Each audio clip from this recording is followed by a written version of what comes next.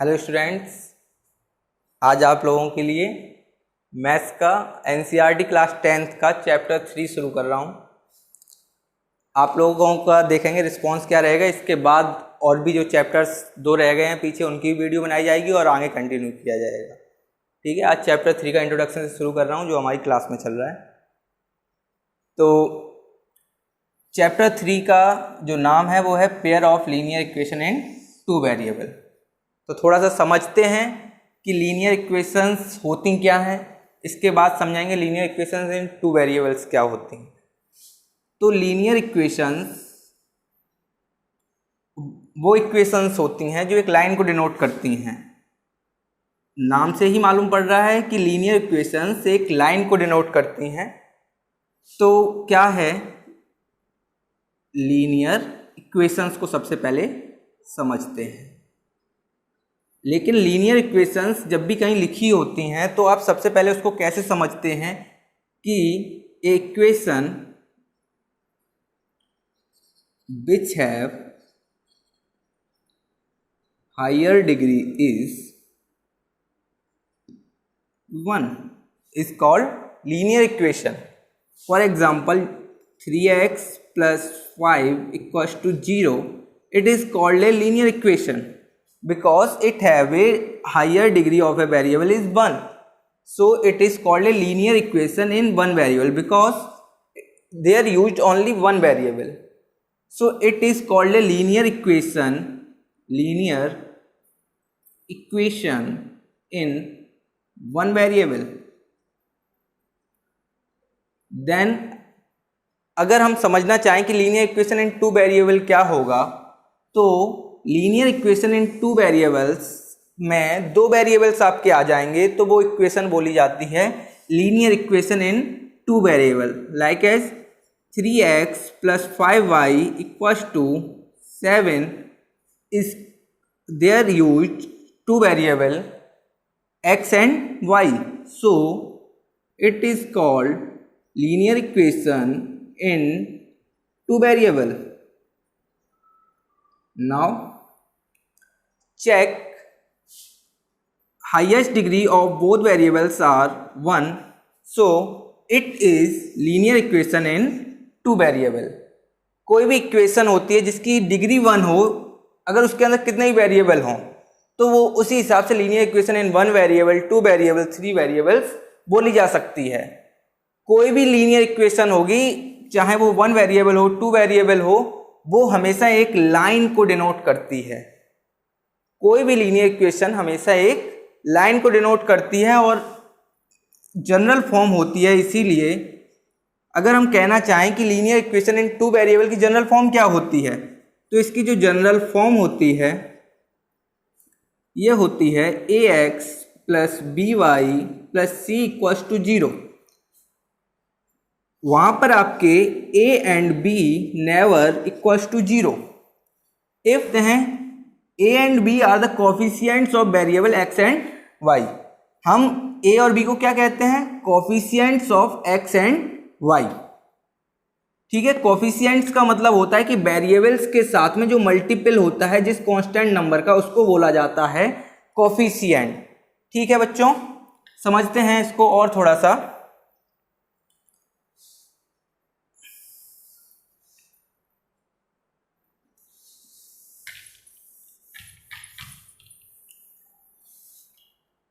Pair of linear equations, तो मैंने बताया कि जनरल फॉर्म होती है लीनियर इक्वेशन की ax plus by plus c equals to 0। लेकिन अगर पेयर्स की बात आ जाए तो each equation represent a specific line, मतलब हर एक इक्वेशन एक स्पेसिफिक एक अलग लाइन को डिनोट करती है। तो अगर पेयर ऑफ लीनियर इक्वेशंस की बात करें तो a1x plus b1y plus c1 equals to 0 and a2x plus b2y plus c2 equals to 0। तो ये दो इक्वेशंस हैं, ये पेयर ऑफ लीनियर इक्वेशंस बोली जाएंगी। Pair of linear equation in two variable, इन्हें बोला जाएगा pair of linear equations in two variable, क्योंकि यहां पर एक लाइन, एक लीनियर इक्वेशन ये है, इसके लिए एक स्पेसिफिक लाइन होगी, दूसरी लीनियर इक्वेशन ये है, इसके लिए एक स्पेसिफिक लाइन होगी। अब समझते हैं पेयर ऑफ लीनियर इक्वेशंस के बाद सॉल्यूशंस क्या होते हैं लीनियर इक्वेशंस के। Solutions of linear equation. तो सॉल्यूशन समझने से पहले हम समझ लेते हैं कि जो लाइन होती है ये नंबर ऑफ पॉइंट से मिलकर बनी होती है और each point represent a specific, या जो लाइन पे जो पॉइंट्स होते हैं हर एक पॉइंट एक अलग स्पेसिफिक सॉल्यूशन को रिप्रेजेंट करता है, आप ऐसे समझ के चलिए, ठीक है। तो सॉल्यूशन के लिए दो मेथड होते हैं, एक ग्राफिकल मेथड होता है, एक अलजेब्रिक मेथड होता है। ग्राफिकल मेथड में आप लोग, तो पहले हम प्रॉपर्टीज समझेंगे इक्वेशंस की, तो एग्जांपल के थ्रू हम इसको समझते हैं। फॉर एग्जांपल हमको दो लाइंस दे रखी हैं। फॉर एग्जांपल एक लाइन दे रखी है x + y = 2 एंड एक कोई अदर लाइन दे रखी है 3x + 5y = -7।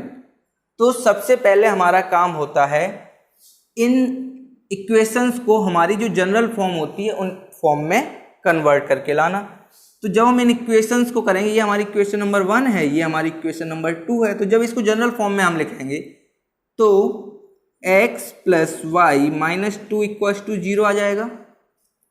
सेकेंड इक्वेशन को जब पुट करेंगे 3x + 5y + 7 = 0 आ जाएगा आपका। ये हमारी दो इक्वेशंस बन गई हैं। अब आप जरा ध्यान से देखिए कि ये देखिए पहली इक्वेशन, जरा इसको आप कंपैरिजन करके देखिए।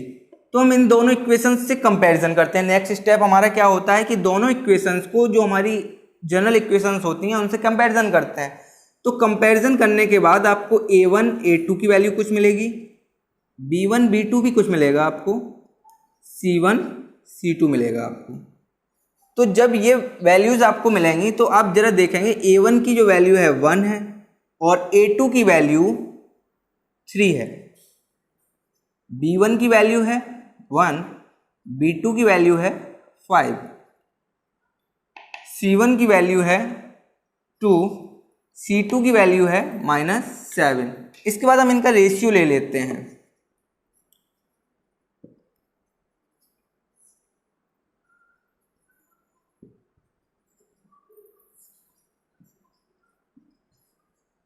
ये हमने इनके रेशियो ले लिए।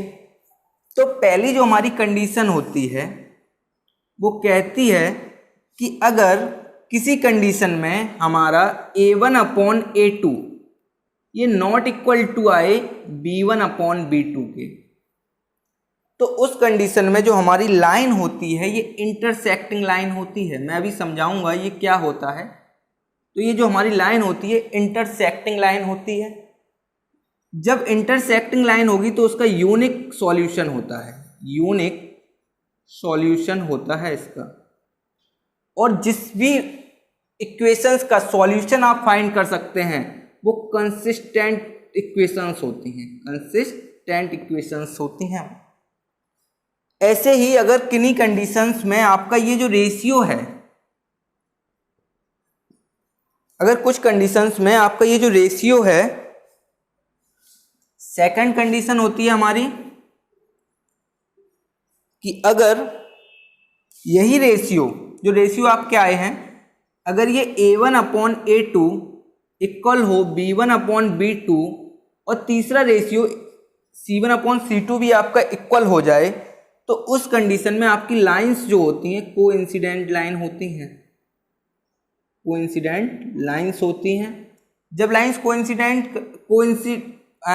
ओवरलैप करती हैं एक दूसरे पे तो उसके इनफाइनाइट मैनी सॉल्यूशंस होते हैं, इनफाइनाइट मैनी सॉल्यूशंस। जब मैंने अभी आपको बताया कि भले ही एक सॉल्यूशन निकल रहा हो या बहुत सारे सॉल्यूशंस निकल रहे हों, अगर सॉल्यूशन आप पता कर पा रहे हैं तो वो जो आपकी लीनियर इक्वेशंस होंगी वो कंसिस्टेंट टाइप की होंगी, ठीक है।